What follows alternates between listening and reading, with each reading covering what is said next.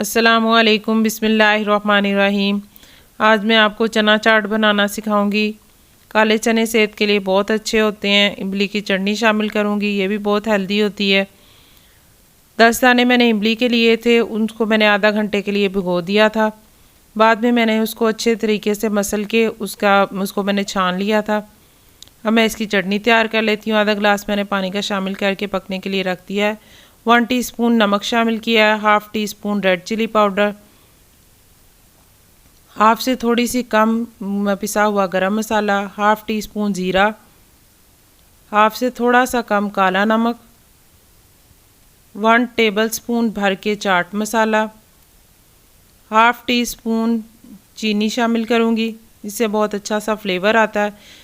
जब भी आप इमली की चटनी तैयार करें आप उसको ज़रूर पका लिया करें, इस तरह उसका कच्चापन भी दूर हो जाता है और गला भी नहीं ख़राब होता। मीडियम फ्लेम पर मैं इसको 2 मिनट के लिए पका लूँगी। आधा पाव चने हैं काले, उसको मैंने अच्छे तरीके से भिगोकर उबाल लिया था। 3 आलू हैं, उनको मैंने काट लिया है। 1 खीरा है, 1 बड़े साइज़ का टमाटर है, 1 प्याज, 2 हरी मिर्चें हैं, उनको भी बारीक चॉप कर लिया है। 3 टेबलस्पून लेमन जूस है, वो शामिल कर दूंगी इसके अंदर, और ये सारा कुछ भी शामिल कर दूंगी। ये देखें इमली की चटनी, देखें इतनी ही आपने इसको पतली रखना है, ज़्यादा आपने इसको थिक नहीं करना। अब मैं इन सारी चीज़ों को मिक्स कर लूँगी।